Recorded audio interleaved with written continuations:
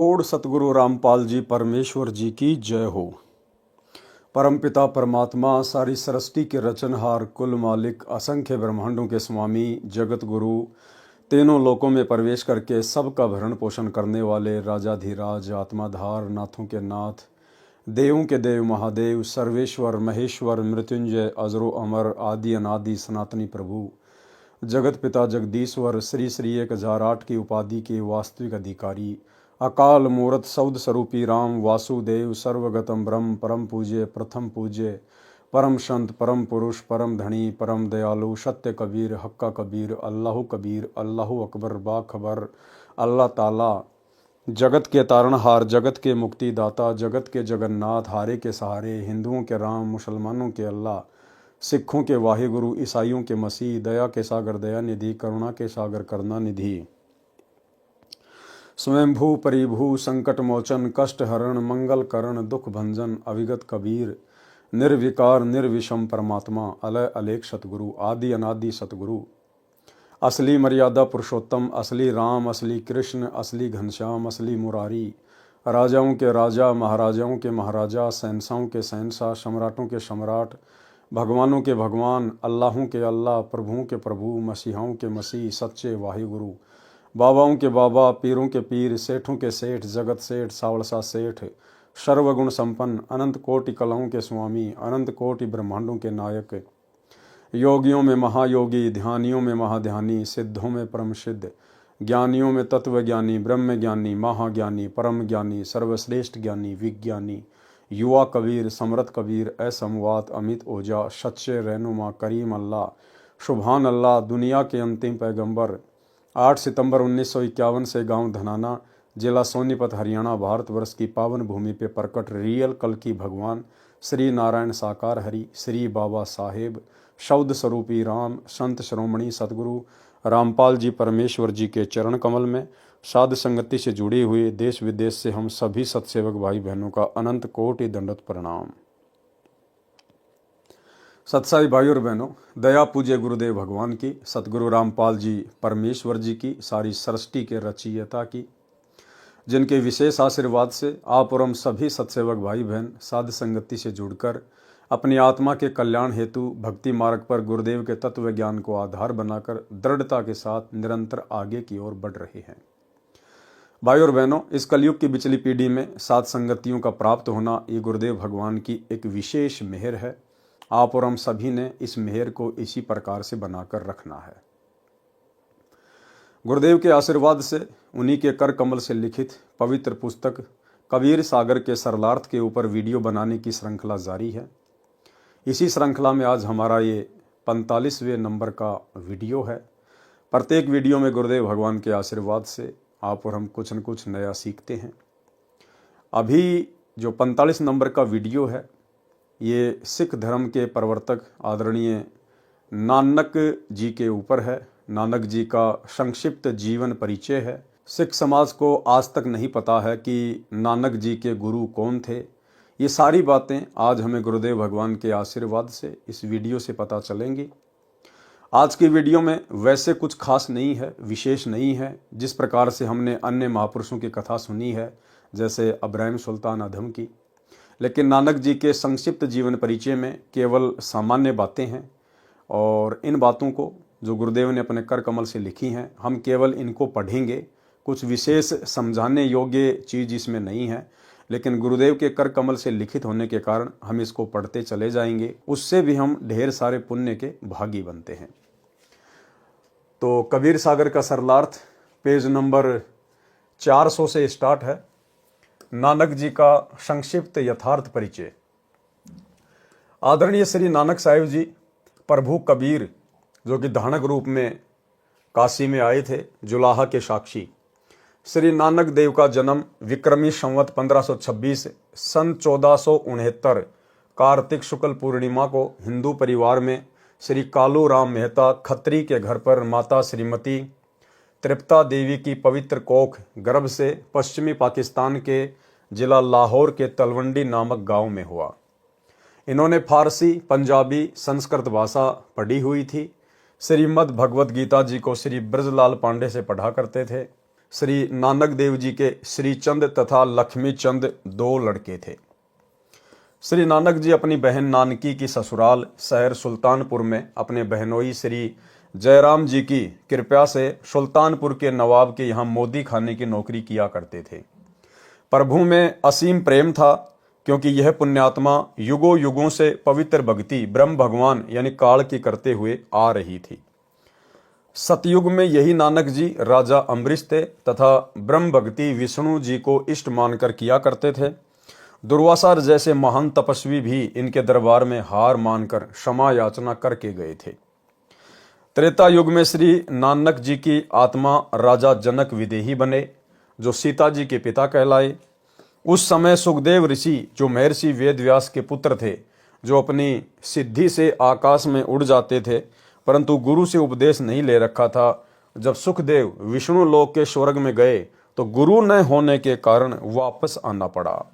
यानी बिना गुरु के तो हम काल लोक के इन विशेष सुखदायी जगहों पर भी नहीं रह सकते। बैकुंठ में, स्वर्ग में, जन्नत में हम बिना अधिकारी गुरु बनाए और उसके बताए अनुसार भक्ति किए बिना हम इस काल के स्वर्ग में भी नहीं जा सकते। 84 लाख योनियां और नरक ही प्राप्त होते हैं। अगर किसी ने काल की भक्ति करनी है तो भी अधिकारी गुरु को ही धारण करके भक्ति करनी पड़ेगी, तभी थोड़ा बहुत समय वो स्वर्ग में काट पाएगा। अन्यथा मरने के बाद में सीधा प्रेत योनि, उसके बाद उनके श्राद्ध निकालो, फिर वे 84 में चले जाएंगे, फिर नरक भोगेंगे। विष्णु जी के आदेश से राजा जनक को गुरु बनाया, तब स्वर्ग में स्थान प्राप्त हुआ। अब सुखदेव ऋषि आम सांसारिक लोगों की नजर में कितनी बड़ी तोप थी। वो सुखदेव ऋषि जो महर्षि वेद व्यास जी का पुत्र था, जिस वेद व्यास जी ने 18 पुराण, गीता, वेद इन सब का अनुवाद किया, इनको लिखा। ऋषि सुखदेव उनका पुत्र था और सुखदेव ऋषि में पिछले जन्म जन्मांतरों की भक्ति थी। उसके अंदर इतनी सिद्धि थी कि वो सह शरीर पृथ्वी लोक से उड़कर स्वर्ग में चला जाता था, देवताओं के लोक में चला जाता था। ऐसे एक बार उसने श्री विष्णु जी के लोक में जाने की सोची, और जैसे ही वो श्री विष्णु जी के लोक में जाने लगा तो द्वारपालों ने वहीं पर रोक दिया। उसने कहा, भाई मुझे अंदर क्यों नहीं जाने दिया जा रहा। द्वारपालों ने कहा, जी आपके गुरु कौन है, आपके गुरु का नाम बताइए। यदि आपने गुरु बनाया होगा, गुरु यदि आपका अधिकारी होगा तो ही आप इस लोक में प्रवेश कर पाएंगे। तो सुखदेव ने कहा कि मुझे गुरु बनाने की क्या आवश्यकता है, मेरे अंदर तो पहले से बहुत ज़्यादा रिद्धि सिद्धि है। बोला, जी यहाँ का जो नियम है वो नियम है। बोला, आप मेरी भगवान विष्णु से बात कराइए। तुरंत वहाँ भगवान विष्णु प्रकट हो गए। विष्णु भगवान ने कहा कि भाई आप कितने बड़े रिद्धि सिद्धि वाले हैं, कुछ भी है, जो नियम है वो नियम है। यदि आपने गुरु धारण कर रखा है, वो भी अधिकारी, तो आप जी मेरे लोक में प्रवेश कर सकते हैं, अन्यथा नहीं कर सकते। और भाई और बहनों, वो सुखदेव ऋषि जब राजा परीक्षित को तक्षक नाग ने डसा, 7वें दिन उसकी मृत्यु होनी थी, और 7वें दिन जब उसको तक्षक नाग ने डसा तो उस समय सुखदेव ऋषि स्वर्ग लोक से परीक्षित राजा की भक्ति के आधार से विमान में बैठकर पृथ्वी पर आया था, उसको श्री सुख सागर की कथा सुनाने के लिए। जब ऐसे ऋषि महात्माओं को भी, सुखदेव जैसे ऋषि महात्मा को भी बिना गुरु के स्वर्ग में जाने की इजाजत नहीं, तो भाई और बहनों, भला आम प्राणियों की क्या औकात है। वर्तमान के शंकराचार्यों की, आचार्यों की, मंडलेश्वरों की, दुनिया भर के गुरुओं की रोजाना यूट्यूब पर 4, 5, 10 आचार्य शंकराचार्य रोज पैदा होते हैं। भला इनकी क्या औकात है, इनमें से तो कोई अधिकारी ही नहीं है। तो बिना गुरु के आप जी या तो सीधे 84 लाख योनियों में जाओगे, या फिर नरक में जाओगे, या सीधे भूत बनोगे, प्रेत बनोगे। बिना गुरु के चाहे आप कितने ही बड़े पैसे वाले हैं, कितने बड़े सुपरस्टार हैं, आप चाहे 20 किलो सोना, 1 क्विंटल चांदी आप चाहे तिरुपति के बालाजी में दान कर दो, कितने बड़ा आप सोने का छत्र चढ़ा दो, कितने भंडारे कर दो, कुछ भी कर दो, यदि आपने अधिकारी गुरु बनाकर भक्ति नहीं की है तो आप जी सीधे नरक में जाएंगे, 84 लाख योनियों में। ये भक्ति का विधान है। फिर कलयुग में यही राजा जनक की आत्मा एक हिंदू परिवार में श्री कालूराम मेहता खत्री के घर पर उत्पन्न हुए तथा श्री नानक नाम रखा गया। नानक जी तथा परमेश्वर कबीर जी की ज्ञान चर्चा। बाबा नानक देव जी प्रातःकाल प्रतिदिन सुल्तानपुर के पास बह रही बेई दरिया में स्नान करने जाया करते थे तथा घंटों प्रभु चिंतन में बैठे रहते थे। एक दिन एक जिंदा फकीर बेई दरिया पर मिले तथा नानक जी से कहा कि आप बहुत अच्छे प्रभु भगत नजर आ रहे हो, कृपया मुझे भी भक्ति मार्ग बताने की कृपा करें। मैं बहुत भटक लिया हूं, मेरा संशय समाप्त नहीं हो पाया है। श्री नानक जी ने पूछा कि आप कहाँ से आए हो, आपका क्या नाम है, क्या आपने कोई गुरु धारण किया है? तब जिंदा फकीर का रूप धारण किए कबीर जी ने कहा, मेरा नाम कबीर है, बनारस काशी से आया हूँ, जुलाहे का काम करता हूँ। मैंने पंडित रामानंद स्वामी जी से उपदेश ले रखा है। श्री नानक जी ने बंदी छोड़ कबीर जी को एक जिज्ञासु जानकर भक्ति मार्ग बताना प्रारंभ किया। श्री नानक जी ने कहा, हे जिंदा, गीता में लिखा है कि एक ओम मंत्र का जाप करो। सतगुण श्री विष्णु जी जो श्री कृष्ण रूप में अवतरित हुए थे, वे ही पूर्ण परमात्मा हैं। स्वर्ग प्राप्ति का एकमात्र साधारण मार्ग है। गुरु के बिना मोक्ष नहीं। निराकार ब्रह्म की एक ओम मंत्र की साधना से स्वर्ग प्राप्ति होगी। जिंदा रूप में कबीर परमेश्वर जी ने कहा, गुरु किसे बनाऊं? कोई पूरा गुरु मिल ही नहीं रहा जो संशय समाप्त करके मन को भक्ति में लगा सके। स्वामी रामानंद जी मेरे गुरु हैं, परंतु उनसे मेरा संशय निवारण नहीं हो पाया। यहां पर कबीर परमेश्वर अपने आप को छुपाकर लीला करते हुए कह रहे हैं तथा साथ में यह उद्देश्य कि इस प्रकार श्री नानक जी को समझाया जा सकता है। श्री नानक जी ने कहा, मुझे गुरु बनाओ, आपका कल्याण निश्चित है। जिंदा महात्मा के रूप में कबीर परमेश्वर जी ने कहा कि मैं आपको गुरु धारण करता हूं, परंतु मेरे कुछ प्रश्न हैं, उनका आपसे समाधान चाहूंगा। श्री नानक जी बोले, पूछो। जिंदा महात्मा के रूप में कबीर परमेश्वर जी ने कहा, हे गुरु नानक जी, आपने बताया कि 3 लोक के प्रभु रजगुण ब्रह्मा, सतगुण विष्णु तथा तमगुण शिव जी हैं। त्रिगुण माया सृष्टि, स्थिति तथा संहार करती है। श्री कृष्ण जी ही श्री विष्णु रूप में स्वयं आए थे, जो सर्वेश्वर, अविनाशी, सर्व लोकों के धारण व पोषण करता है। ये सर्व के पूज्य हैं तथा सृष्टि रचनहार भी यही हैं। इनसे ऊपर कोई प्रभु नहीं है, इनके माता पिता नहीं है, ये तो अजन्मा है। श्री कृष्ण ने ही गीता ज्ञान दिया है। यह ज्ञान श्री नानक जी ने श्री ब्रजलाल पांडे से सुना था, जो उन्हें गीता जी पढ़ाया करते थे। परंतु गीता अध्याय 2 श्लोक 12, अध्याय 4 श्लोक 5 में गीता ज्ञानदाता ने कहा है कि अर्जुन, मैं तथा तू पहले भी थे तथा ये सर्व सैनिक भी थे, हम सब आगे भी उत्पन्न होंगे। मेरे तथा तेरे बहु जन्म हो चुके हैं, तू नहीं जानता, मैं जानता हूं। इससे तो सिद्ध है कि गीता ज्ञानदाता भी नाशवान है, अविनाशी नहीं है। गीता अध्याय 7 श्लोक 15 में गीता ज्ञानदाता प्रभु कह रहा है कि जो त्रिगुण माया, रजगुण ब्रह्मा जी, सतगुण विष्णु जी, तमगुण शिव जी, इन तीनों रजगुण ब्रह्मा, सतगुण विष्णु, तमगुण शिव जी को कहते हैं त्रिगुण माया।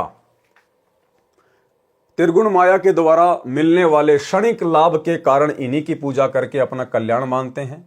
इनसे ऊपर किसी को शक्ति नहीं मानते, अर्थात जिनकी बुद्धि इन्हीं 3 भगवानों त्रिगुणी माया यानी ब्रह्मा विष्णु महेश तक सीमित है, वे राक्षस स्वभाव को धारण किए हुए मनुष्यों में नीच दूषित कर्म करने वाले मूर्ख मुझे भी नहीं पूजते। यानी गीता अध्याय नंबर 7 श्लोक नंबर 12 से 15 में जो गीता ज्ञानदाता है, जिसने गीता का ज्ञान दिया है, ब्रह्म ने, काल ने, श्री कृष्ण जी के अंदर प्रेतवत प्रवेश करके, वो ब्रह्मा विष्णु महेश के बारे में कह रहा है कि जो व्यक्ति ब्रह्मा विष्णु महेश तक की पूजा करते हैं या इससे नीचे देवी देवताओं की पूजा करते हैं, उनको 4 गालियां दी गई है ब्रह्मा विष्णु महेश की पूजा करने वालों को। राक्षस स्वभाव को धारण किए हुए, राक्षस स्वभाव। अभी जैसे दास ने एक छोटा सा वीडियो बनाकर सतलोक आश्रम मैनेजमेंट हरियाणा के ऊपर जो गोहाना में जाटों की धर्मशाला बनाने का ठेका ले रहे हैं, जब दास ने जाट समाज को समझाने के लिए एक वीडियो बनाया तो किस प्रकार से वीडियो में कमेंट्स आ रहे थे, दास के पास में फ़ोन आ रहे थे, सीधी माँ बहन की गालियाँ। जबकि आप उनके घर में जाके देखो, ब्रह्मा विष्णु महेश के वो पुजारी हैं, मंदिरों में पैदल यात्रा पे जाते हैं, भंडारे करवाते हैं, और उनका स्वभाव राक्षस जैसा। तो ब्रह्मा विष्णु महेश तक की साधना करने वालों को, भक्ति करने वालों को 4 गालियां दी गई है गीता जी अध्याय 7 श्लोक नंबर 12 से 15 में। वे राक्षस स्वभाव को धारण किए हुए मनुष्यों में नीच दुष्कर्म करने वाले, ये ब्रह्मा विष्णु महेश तक की भक्ति करने वाले चोरी भी कर सकते हैं, जारी भी कर सकते हैं, बलात्कार भी कर सकते हैं। इनका कोई स्टैंड नहीं है, क्योंकि इनको तत्व ज्ञान नहीं है, इनको सच्चा सतगुरु प्राप्त नहीं है। दुष्कर्म करने वाले मूर्ख मुझे भी नहीं पूछते। इससे तो सिद्ध हुआ कि श्री विष्णु सतगुण आदि पूजा के योग्य नहीं है, तथा अपनी साधना के विषय में गीता ज्ञानदाता प्रभु ने गीता अध्याय 7 श्लोक 18 में कहा है कि मेरी पूजा भी घटिया है, अनुतमाम है। इसलिए गीता अध्याय 15 श्लोक 4, अध्याय 18 श्लोक 62 में कहा है कि उस परमेश्वर की शरण में जा जिसकी कृपा से ही तू परम शांति तथा सनातन परम धाम सतलोक चला जाएगा, जहां जाने के पश्चात साधक का जन्म मृत्यु का चक्कर सदा के लिए छूट जाएगा। वह साधक फिर लौटकर संसार में नहीं आता, अर्थात पूर्ण मोक्ष प्राप्त करता है। उस परमात्मा के विषय में गीता ज्ञानदाता प्रभु ने कहा है कि मैं नहीं जानता, उसके विषय में पूर्ण संत तत्वदर्शी संतों से पूछो। उसके विषय में पूर्ण ज्ञान तत्वदर्शी संतों से पूछो, यानी जिस भगवान ने गीता का ज्ञान दिया है अर्जुन को, उसने हाथ खड़े कर दिए कि सदा सदा के लिए मोक्ष प्राप्त करवाने वाले परमेश्वर के विषय में मुझे भी ज्ञान नहीं है, मुझे भी जानकारी नहीं है। हे अर्जुन, अगर तुझे उसकी जानकारी चाहिए तो किसी तत्वदर्शी संत की खोज कर। भाई और बहनों, अर्जुन का इतना बड़ा सौभाग्य नहीं था जो द्वापर युग में आए हुए करुणामय ऋषि के रूप में सतगुरु रामपाल जी परमेश्वर जी को, इस तत्वदर्शी संत को जान पाता, पहचान पाता। जबकि परमेश्वर ने पांडवों के यज्ञ में वो लीला की थी, उस लीला को देखकर 5 पांडवों को पैर पकड़ लेने चाहिए थे। लेकिन भाई और बहनों, कहते हैं सकल पदार्थ है जग माही, कर्महीन नर पावत नहीं। 5 पांडव वो कर्महीन थे, उनको परमात्मा प्राप्ति नहीं हो सकती थी उस समय। वे तो काल की बंदिश में थे, काल के बंधन में, काल के द्वारा धरती पर भेजे गए थे वो महाभारत का युद्ध करवाने के लिए। आप और हमारा सौभाग्य है कि आप और हमने तो उस तत्वदर्शी संत को, परमेश्वर को ढूंढने की भी जरूरत नहीं पड़ी, क्योंकि ये परमात्मा ढूंढने से नहीं मिलता। जितना ढूंढोगे उतना तुमसे आगे आगे चलेगा। इस परमेश्वर की जिसके ऊपर रजा होती है, ये उसी को अपनी पहचान करवाता है। और वर्तमान में धरती पर प्रकट होने के बावजूद 90% इन्हीं की संगत जो सतलोक आश्रमों से जुड़ी हुई है, आज भी इन्हें नहीं पहचान पा रही, आज भी इन्हें नहीं जान पा रही। आज भी वो लाखों की संगत जो सतलोक आश्रमों से जुड़ी है, परमेश्वर केवल एक कागज के टुकड़े को मानती है। कबीर जी की समझे जाने वाली दाढ़ी मूछ वाली मुर्दा फोटो को मानती है, और हर साल जून के महीने में उसको भगवान मानकर, कबीर मानकर कबीर प्रकट दिवस मनाती है। और जिंदा कबीर सतगुरु रामपाल जी को केवल अपना गुरु मानती है। और 8 सितंबर के दिन इन आश्रमों में इनका जन्मदिन मनाती है, अवतरण दिवस के नाम पर। और इस परमेश्वर ने अपनी पहचान केवल अपने चंद बच्चों को करवाई है, जो साध संगति से जुड़े हुए हैं, जिन्हें सतसेवक कहते हैं। और जैसे ही सतसेवकों ने अपने पिता को पहचाना, आज वर्तमान में अपने पिता की गैर हाजिरी में इन फर्जी आश्रमों में जाना छोड़ दिया, ज्ञान को आधार बना लिया, अपने गुरु को ही परमात्मा मान लिया, और मर्यादाओं में रहकर नेक नीति से काम धंधा करके अपनी भक्ति को सफल कर रहे हैं। कि मैं नहीं जानता, उसके विषय में पूर्ण ज्ञान तत्वदर्शी संतों से पूछो, क्योंकि वो तत्वदर्शी संत स्वयं परमात्मा ही होता है। अन्यथा परमात्मा से बढ़कर परमात्मा की जानकारी किसी तत्वदर्शी संत को कैसे हो जाएगी, जब 21 ब्रह्मांड का स्वामी, 21 ब्रह्मांड का नकली भगवान, ये काल, ये ज्योति निरंजन हाथ खड़े कर रहा है गीता का ज्ञान बताते समय, तो भला 21 ब्रह्मांड में उससे सर्वश्रेष्ठ और कौन आ गया जो परमेश्वर की जानकारी रखता है। और यदि उस काल के 21 ब्रह्मांड में लीला करते हुए सतगुरु रामपाल जी उस तत्व ज्ञान को बता रहे हैं, उस परमात्मा की जानकारी दे रहे हैं जो ज्ञान इस काल को भी नहीं है, तो सतगुरु रामपाल जी कोई काल के 21 ब्रह्मांड के निवासी नहीं है। ये स्वयं परमेश्वर हैं, तत्वदर्शी संत हैं, कबीर देव हैं, अपने आप को छुपाकर सारी लीला कर रहे हैं। उसके विषय में पूर्ण ज्ञान तत्वदर्शी संतों से पूछो, जैसा वे कहें वैसे साधना करो, जैसा वे कहें वैसे साधना करो। और उन्होंने कहा कि बच्चों, हमें राजनीति नहीं करनी, हमारा राजनीति और राजनेताओं से कोई लेना देना नहीं है। हमारी जो संस्था है वो गैर राजनीतिक है, धार्मिक संस्था है। लेकिन आज उनके परिवार ने इस संस्था को राजनीतिक बना दिया। गुरुदेव ने कहा, बेटो हमें कोई गेम नहीं खेलना, हमने तो मोबाइल में भी कोई वीडियो गेम नहीं खेलना, कोई ताश खेल रहा है तो हमने बैठना भी नहीं है, सहयोग भी नहीं करना है। बाकी ये मैच वगैरह देखना, ये क्रिकेट वगैरह, कबड्डी, वॉलीबॉल, फुटबॉल, चेस, शतरंज वगैरह, ये कैरम वगैरह कुछ नहीं खेलना। इससे हमारी समासें बर्बाद होंगी, हमारा मन डाइवर्ट होगा, भक्ति से हटेगा। लेकिन संत रामपाल जी के कलयुगी परिवार ने धनाना गांव में बैडमिंटन का स्टेडियम बना दिया, कबड्डी के मैच करवाए जा रहे हैं। 31 हज़ार रुपये की गुरुदेव का बड़ा लड़का वीरेंद्र ट्रॉफी में इनाम दे रहा है। गुरुदेव ने कहा, बेटा भक्ति करो, परमात्मा तुम्हें कोई भी रोग नहीं होने देगा। इसके बावजूद गुरुदेव के कलयुगी परिवार ने धनाना आश्रम में 200 एकड़ जमीन में बहुत बड़े हॉस्पिटल का काम शुरू कर दिया। इन्हें बीमार होने का डर है, इन्हें अपने बाप की भक्ति पे विश्वास नहीं है। और भी ना जाने कितने कुकर्म सामाजिक संगठनों के साथ मिलकर इन लोगों ने करवाए हैं। तो भाई और बहनों, सत्सेवकों पर विशेष रजा हुई है गुरुदेव भगवान की, ज्ञान की और उनकी पहचान की। जैसा वे कहें वैसे साधना करो। प्रमाण गीता अध्याय 4 श्लोक 34 में श्री नानक जी से परमेश्वर कबीर साहिब जी ने कहा कि क्या वह तत्वदर्शी संत आपको मिला है जो पूर्ण परमात्मा की भक्ति विधि बताएगा? श्री नानक जी ने कहा, नहीं मिला। परमेश्वर कबीर जी ने कहा, जो भक्ति आप कर रहे हो यह तो पूर्ण मोक्षदायक नहीं है। उस पूर्ण परमात्मा के विषय में पूर्ण ज्ञान रखने वाला मैं ही वह तत्वदर्शी संत हूं। बनारस काशी में धानक जुलाहे का कार्य करता हूं। गीता ज्ञान दाता प्रभु स्वयं को नाशवान कह रहा है।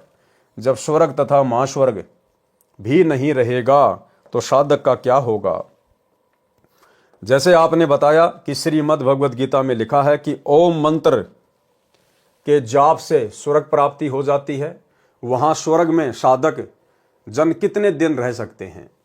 श्री नानक जी ने उत्तर दिया, जितना भजन तथा दान के आधार पर उनका स्वर्ग का समय निर्धारित होगा, उतने दिन स्वर्ग में आनंद लेकर रह सकते हैं। जिंदा फकीर ने प्रश्न किया कि तत्पश्चात कहाँ जाएंगे? उसके बाद कहाँ जाएंगे भाई? जब आपकी भक्ति और दान की कमाई समाप्त हो जाएगी, फिर आपको स्वर्ग से कहाँ भेजा जाएगा?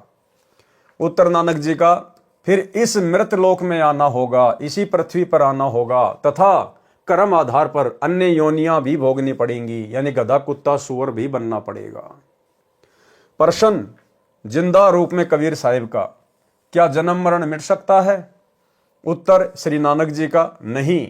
गीता में कहा है, अर्जुन तेरे मेरे अनेक जन्म हो चुके हैं और आगे भी होंगे तथा जन्म मरण बना रहेगा। गीता अध्याय 2 श्लोक 12 तथा अध्याय 4 श्लोक 5। शुभ कर्म ज्यादा करने से स्वर्ग का समय अधिक हो जाता है। प्रश्न जिंदा फकीर कबीर जी का, गीता अध्याय नंबर 8 के श्लोक नंबर 16 में लिखा है कि ब्रह्मलोक से लेकर सर्वलोक नाशवान है। उस समय कहाँ रहोगे? जब न पृथ्वी रहेगी, न श्री विष्णु रहेगा, न विष्णुलोक, न स्वर्गलोक तथा पूरे ब्रह्मांड का विनाश होगा। इसलिए गीता ज्ञान दाता प्रभु कह रहा है कि किसी तत्वदर्शी संत की खोज कर, फिर जैसे उस पूर्ण परमात्मा की प्राप्ति की विधि वह संत बताए उसके अनुसार साधना कर। उसके पश्चात उस परम पद परमेश्वर की खोज करनी चाहिए, जहां पर जाने के पश्चात साधक का फिर जन्म मरण कभी नहीं होता, अर्थात फिर लौटकर संसार में नहीं आते।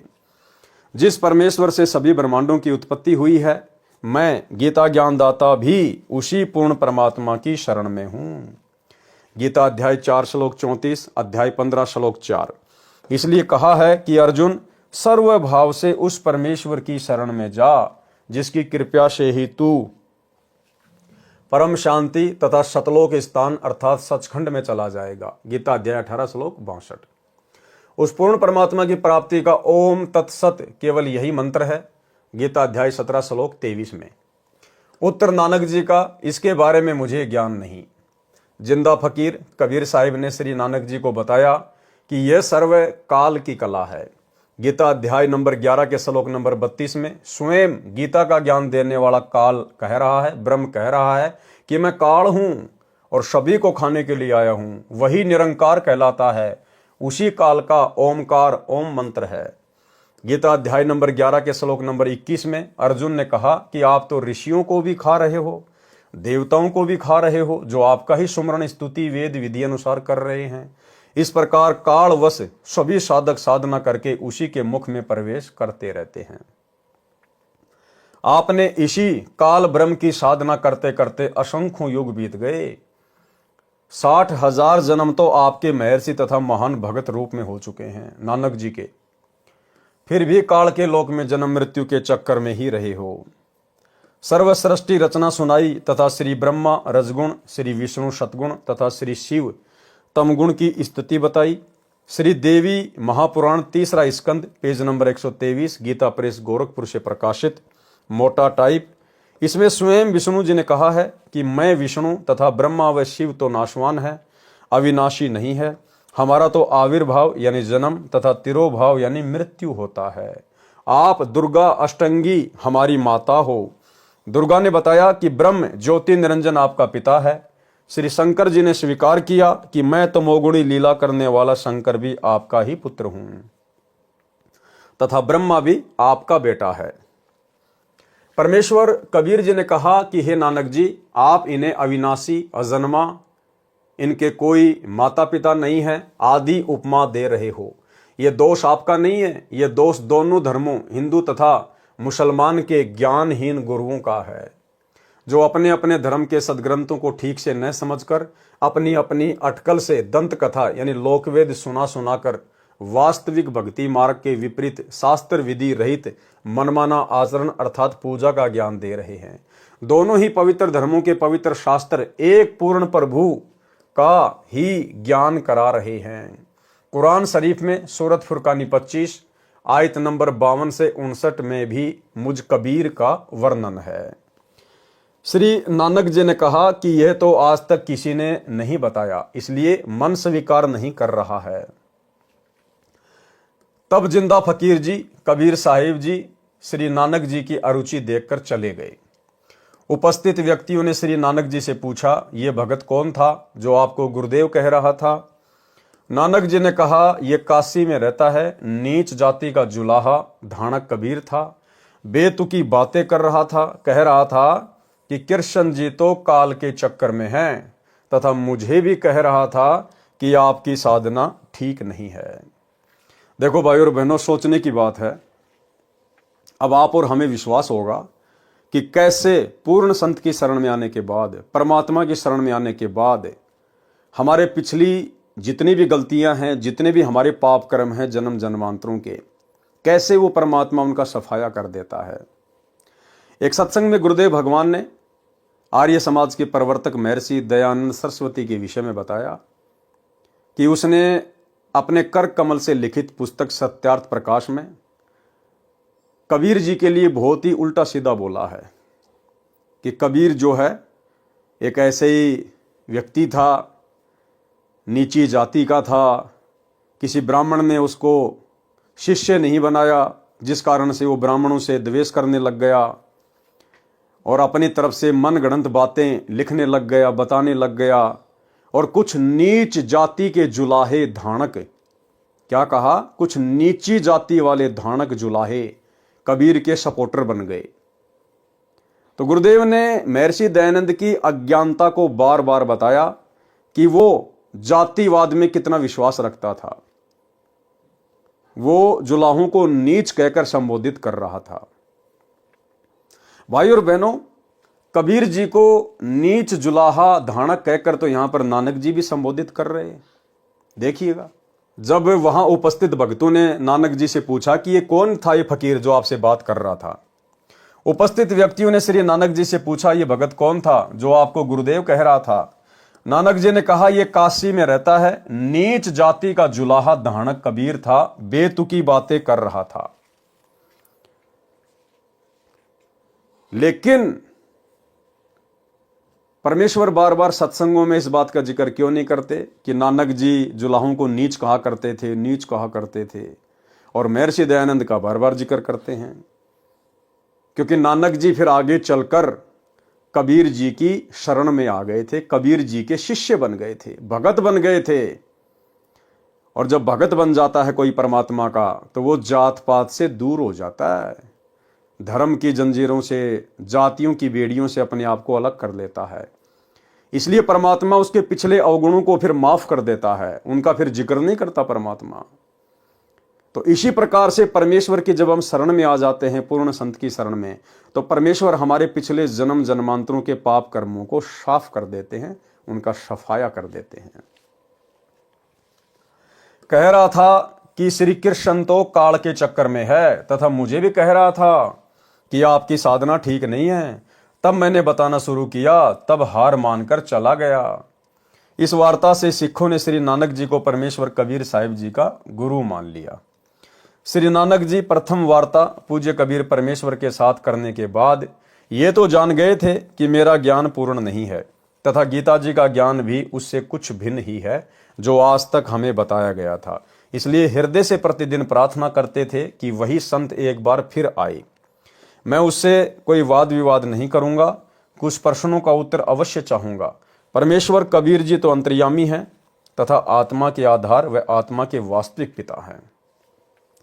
भाई और बहनों, वही की वही लीला, जो लीला परमेश्वर जी ने धर्मदास जी के साथ की, जो लीला परमेश्वर ने नानक जी के साथ में की, अन्य बड़े बड़े महापुरुषों के साथ में की। प्रथम बार परमात्मा उनको मिले, अपना ज्ञान सुनाया। उसके बाद उन महापुरुषों की अरुचि देखकर, भक्ति में विशेष रुचि ना देखकर, वाद विवाद करता हुआ देखकर परमात्मा वहां से अंतर ध्यान हो जाते हैं। उसके बाद वे आत्माएं काफी लंबे समय तक पश्चाताप करती रहती हैं, 2 महीने 6 महीने। उनके अंदर विशेष वो तड़प पैदा करता है परमात्मा। जैसे धर्मदास जी ने, जब परमेश्वर उनको 6 महीने तक नहीं मिले, दर्शन नहीं दिए, तो धर्मदास जी ने संकल्प कर लिया कि मैं कुछ भी नहीं खाऊंगा, कुछ भी नहीं पीऊंगा, अगर परमेश्वर नहीं आए तो मैं भूखा ही मरूंगा। तो परमेश्वर फिर उस आत्मा की रुचि देखकर फिर वापस प्रकट हुए। तो इसी प्रकार नानक जी पहले तो परमात्मा के साथ वाद विवाद करते रहे, मालिक अंतर ध्यान हो गए, चले गए। लेकिन मन ही मन में नानक जी सोच रहे थे कि मेरा ज्ञान तो बिल्कुल आधा अधूरा है, और जो बातें वो फकीर कह रहा था बिल्कुल सत्य थी, कांटे की थी, भले मैं अभिमानवश नहीं मान रहा था। और मन ही मन में सोच रहे थे कि एक बार भगवान वो फिर से मिले, वो फिर से मिले, मैं कोई वाद विवाद नहीं करूंगा, मैं आगे का ज्ञान समझूंगा। फिर परमेश्वर जो है नानक जी को मिले, उनकी रुचि देखकर। ठीक इसी प्रकार भाई और बहनों, परमात्मा इस कलयुग की वर्तमान बिचली पीढ़ी में धरती पर सतगुरु रामपाल जी के रूप में प्रकट हैं, वही कबीर परमात्मा। परमेश्वर ने सन 1994 से अपने यथार्थ 13वें कबीर पंथ की नींव डाली। दिन रात एक कर दी परमेश्वर ने, अपनी नौकरी को भी ठोकर मार दी, अपने परिवार को भी ठोकर मार दी, कभी मुड़ के नहीं देखा। दिन रात एक कर दी हम आत्माओं तक ये सत्ज्ञान पहुंचाने के लिए। उसके बाद भाई और बहनों, जब कई लाखों की संख्या में परमेश्वर के भगत हो गए गुरुदेव के, और जब परमेश्वर ने देखा कि ये तो एक प्रकार से अज्ञानियों का टोल इकट्ठा हो रहा है, ये सत्संगों पर विशेष विवेचन नहीं करते, इन सत्संगों के माध्यम से मैं जो इनकी आंखें खोलना चाहता हूं, इनकी बुद्धि खोलना चाहता हूं, गुरु रूप में आए हुए कबीर परमेश्वर की पहचान करवाना चाहता हूं, ये लोग समझ नहीं रहे, बकवादों से पीछे हट नहीं रहे। तो परमेश्वर आप और हम सबसे नाराज हो गए। नाराज हमारी भक्ति में अरुचि देखकर कि ये तो भक्ति को हल्के में ले रहे हैं, गुरु को हल्के में ले रहे हैं। ऐसा निर्मल ज्ञान दे दिया जो धरती पर आज तक किसी ने नहीं दिया, उसके बाद भी ये पहचान नहीं पा रहे। परमेश्वर हमारी अरुचि देखकर और हमसे दूर हो गए। भाई और बहनों, धर्मदास जी ने तो मात्र परमात्मा को 6 महीने में प्रसन्न कर लिया था। नानक जी ने भी कुछ ही महीनों में परमात्मा को प्रसन्न कर लिया था। लेकिन आज हम पिछली पीढ़ी के भगत 10 साल से अपने परमेश्वर को जो है प्रसन्न नहीं कर पा रही है। 10 साल से कुछ एक आत्माएं प्रयास कर रही हैं, लगी हुई है अपने परमेश्वर को परमेश्वर मानकर, ज्ञान आधार से अपने घर को आश्रम बनाकर हर प्रकार से मर्यादा में रहकर गुरु को प्रसन्न करने का निरंतर प्रयास कर रही हैं, लेकिन उनकी संख्या बहुत ही कम है सत्सेवकों की, साथ संगत वालों की। बाकी जो 90% हैं जो सतलोक आश्रमों से जुड़े हुए हैं, उनकी बकवादें बरवाला कांड के बाद से कहीं और ज्यादा बढ़ गई हैं। कम होनी चाहिए थी, परमात्मा को प्रसन्न करना चाहिए था, लेकिन उन 90% भक्तों की बकवादें, गुरुदेव के कलयुगी परिवार की बकवादें, इन कोऑर्डिनेटरों की बकवादें पहले से कहीं और ज्यादा बढ़ गई। और यही कारण है कि परमेश्वर भक्ति में संगत की अरुचि देखकर आज 10 साल से संगत को दर्शन नहीं दे रहे। हिसार जेल में बैठे हुए हैं परमात्मा, क्योंकि वो अंतर्यामी है, हर एक आत्मा की स्थिति से परिचित है। तो भक्तों में अभी वो तड़फ है नहीं, भक्तों में अभी वो कशक है नहीं, जिसके चलते हमारे गुरुदेव भगवान हिसार जेल से बाहर आ सके। तो भाई और बहनों, हम साथ संगत से जुड़े हुए भाई बहनों ने निरंतर प्रयास करते रहना है। अब हमने मर्यादा नहीं टूटने देनी है, भले हम टूट जाएं, घर छूट जाए, संसार छूट जाए, जगत रूठ जाए, लेकिन हमने अपने गुरुदेव को नहीं रूठाना है। असंख्य युग हो गए गुरुदेव को अप्रसन्न करते हुए। ये समय मिला है, ये मौका मिला है, ये मोक्ष का प्राइम टाइम है। ये योग संयोग महायोग सब कुछ गुरुदेव ने जोड़ा है। अन्यथा इस कलयुग की बिचली पीढ़ी में जिस समय परमात्मा धरती पे हैं और इस पीक टाइम में आप और हमारे को मनुष्य जन्म मिलना, जिस समय धरती पर अरबों खरबों में प्राणी हैं जिनको संत रामपाल जी में परमात्मा की सूरत भी दिखाई नहीं देती, उन्हें पता ही नहीं है, और आप और हम उनकी शरण में आ चुकी हैं। चंद आत्माएं भक्ति कर रहे हैं, और सबसे बड़ी बात, हमें गुरु रूप में कबीर जी की पहचान हो गई। तो भाई और बहनों, आप और हमने निरंतर धर्मदास जी की तरह, नानक जी की तरह, अन्य महापुरुषों की तरह हमारी जो गलतियां बन चुकी हैं, हमने अपनी गलतियों की निरंतर परमेश्वर से क्षमा याचना मांगते रहना है, और विधि विधान अनुसार गुरुदेव को भोग लगाना, तीनों समय की विधान और विधि अनुसार आरतियां करना, अपना सुमरण करना, मर्यादाओं का विशेष ध्यान रखना, गुरु के अलावा किसी और में कोई आस्था नहीं रखना, उस दाढ़ी मूछ वाले कबीर जी की समझे जाने वाली नकली फोटो को भगवान मानकर उसका कबीर प्रकट दिवस नहीं मनाना, गरीबदास जी का बोध दिवस नहीं मनाना, अपने गुरु के अलावा न कबीर जी की फोटो अपने घर पे रखनी है, न गरीबदास जी की, न पंडित चिदानंद जी की, न दादा गुरु जी की। तो आप और हमने ज्ञान आधार से गुरु को प्रसन्न करने का प्रयास करना है, और हमारी इसी सच्ची तड़फ और लगन को देखकर गुरुदेव भगवान अवश्य दर्शन देंगे, और आप और हमारे कारण बाकी लोगों को भी गुरुदेव के दर्शन होंगे। तो हमने अपने प्रयास को सतत जारी रखना है। वह आत्मा के वास्तविक पिता हैं, अपनी प्यारी आत्माओं को ढूंढते रहते हैं। कुछ समय के उपरांत जिंदा फकीर रूप में कबीर जी ने उसी बेई नदी के किनारे पहुंचकर श्री नानक जी को राम राम कहा। उस समय श्री नानक जी कपड़े उतारकर स्नान के लिए तैयार थे। जिंदा महात्मा केवल श्री नानक जी को दिखाई दे रहे थे, अन्य को नहीं। श्री नानक जी से वार्ता करने लगे। कबीर जी ने कहा कि आप मेरी बात पर विश्वास करो, एक पूर्ण परमात्मा है तथा उसका सतलोक स्थान है, जहाँ की भक्ति करने से जीव सदा के लिए जन्म मरण से छूट सकता है। उस स्थान तथा उस परमात्मा की प्राप्ति की साधना का केवल मुझे ही पता है, अन्य को पता नहीं। तथा गीता अध्याय नंबर 18 के श्लोक 62, अध्याय 15 श्लोक 4 में भी उस परमात्मा तथा स्थान के विषय में वर्णन है। पूर्ण परमात्मा गुप्त है, उसकी शरण में जाने से, उसी की कृपा से तू शाश्वतम यानी अविनाशी अर्थात सत्य स्थानम यानी सतलोक को प्राप्त होगा। गीता ज्ञानदाता प्रभु भी कह रहा है कि मैं भी उसी आदि पुरुष परमेश्वर नारायण की शरण में हूँ। श्री नानक जी ने कहा कि मैं आपकी एक परीक्षा लेना चाहता हूँ, मैं इस दरिया में छिपूंगा और आप मुझे ढूंढना। यदि आप मुझे ढूंढ दोगे तो मैं आपकी बात पर विश्वास कर लूंगा। यह कहकर श्री नानक जी ने बेई नदी में डुबकी लगाई तथा मछली का रूप धारण कर लिया। जिंदा फकीर यानी कबीर पूर्ण परमेश्वर ने उस मछली को पकड़कर जिधर से पानी आ रहा था उस ओर लगभग 3 किलोमीटर दूर ले गए, तथा श्री नानक जी बना दिया। प्रमाण श्री गुरु ग्रंथ साहिब, सीरी रागू महला पहला, घर 4 पृष्ठ 25। तू दरिया दाना बिना मैं मछली कैसे अंत लहा, जहाँ जहाँ देखा ता ता तू है, तुझसे निकस फूट मरा, न जाना मेऊ न जाना जाली, जा दुख लागे ता तुझे संभाली रहा हूँ। नानक जी ने कहा कि मैं मछली बन गया था, आपने कैसे ढूंढ लिया। हे परमेश्वर, आप तो दरिया के अंदर सूक्ष्म से भी सूक्ष्म वस्तु को जानने वाले हो।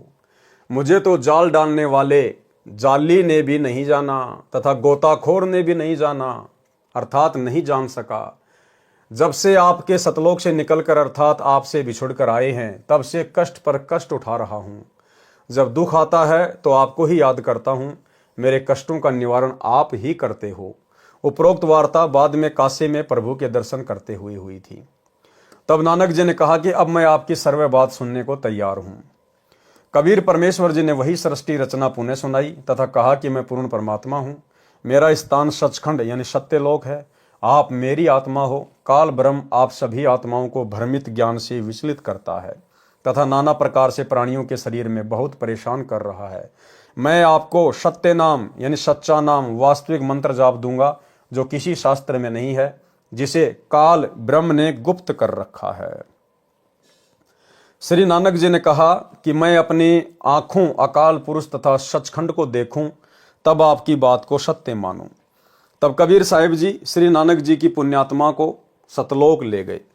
सचखंड में श्री नानक जी ने देखा कि एक असीम तेजोमय मानव सदृश शरीर युक्त प्रभु तख्त पर बैठे थे। अपने ही दूसरे स्वरूप पर कबीर साहिब जिंदा महात्मा के रूप में चवर करने लगे। तब श्री नानक जी ने सोचा कि अकाल मूर्त तो ये रब है जो गद्दी पर बैठा है, कबीर जी तो यहाँ का कोई सेवक होगा। उसी समय जिंदा रूप में परमेश्वर कबीर साहिब उसी गद्दी पर विराजमान हो गए तथा जो तेजोमय शरीर युक्त प्रभु का दूसरा रूप था वह खड़ा होकर तख्त पर बैठे जिंदा वाले रूप पर चवर करने लगा। फिर वह तेजोमय रूप नीचे से गए जिंदा कबीर के रूप में समा गया तथा गद्दी पर अकेले कबीर परमेश्वर जिंदा रूप में बैठे थे और चवर अपने आप डुरने लगा। तब नानक जी ने कहा कि वाहे गुरु, सत्य नाम से प्राप्ति तेरी। इस प्रक्रिया में 3 दिन लग गए। नानक जी की आत्मा को साहिब कबीर जी ने वापस शरीर में प्रवेश कर दिया। तीसरे दिन श्री नानक जी होश में आए। उधर श्री जयराम जी ने, जो श्री नानक जी का बहनोई था, श्री नानक जी को दरिया में डूबा जानकर दूर तक गोताखोरों से तथा जाल डलवा कर खोज करवाई, परंतु कोशिश निष्फल रही और मान लिया कि श्री नानक जी दरिया के अथाह वेग में बहकर मिट्टी के नीचे दब गए। तीसरे दिन जब नानक जी उसी नदी के किनारे सुबह सुबह दिखाई दिए तो बहुत व्यक्ति एकत्रित हो गए। बहन नानकी तथा बहनोई श्री जयराम भी दौड़े गए। खुशी का ठिकाना नहीं रहा तथा घर ले आए। अब भाई और बहनों, जो वापस आया था तीसरे दिन, वो नानक नहीं था। वो नानक का शरीर जरूर था, लेकिन स्वयं कबीर परमात्मा थे। उसके बाद में जो भी लीलाएं हुई, जितने भी चमत्कार हुए, वो कबीर परमेश्वर जी ने किए। अन्यथा कबीर परमेश्वर के भक्ति मार्ग में उनका भगत कभी भी अपनी सिद्धियां नहीं दिखा सकता, कभी भी चमत्कार नहीं दिखा सकता। इससे तो भक्ति बर्बाद होगी। तो बाद में जो भी चमत्कार हुए सतलोक से वापस आने के बाद, वो नानक जी के रूप में कबीर परमात्मा सतगुरु रामपाल जी ने किए। बहन नानकी तथा बहनोई श्री जयराम भी दौड़े गए। खुशी का ठिकाना नहीं रहा तथा घर ले आए। श्री नानक जी अपनी नौकरी पर चले गए। मोदी खाने का दरवाजा खोल दिया तथा कहा, जिसको जितना चाहिए ले जाओ। पूरा खजाना लुटाकर शमशान घाट पर बैठ गए। जब नवाब को पता चला कि श्री नानक खजाना समाप्त करके शमशान घाट पर बैठा है, तब नवाब ने श्री जयराम की उपस्थिति में खजाने का हिसाब करवाया तो 760 रुपये अधिक मिले। नवाब ने क्षमा याचना की तथा कहा कि नानक जी, आप 708 रुपये जो आपके सरकार की ओर से अधिक हैं ले लो तथा फिर नौकरी पर आ जाओ। तब श्री नानक जी ने कहा कि अब सच्ची सरकार की नौकरी करूंगा, उस पूर्ण परमात्मा के आदेश अनुसार अपना जीवन सफल करूंगा। वह पूर्ण परमात्मा है जो मुझे बेई नदी पर मिला था। नवाब ने पूछा, वह पूर्ण परमात्मा कहाँ रहता है तथा ये आदेश आपको कब हुआ?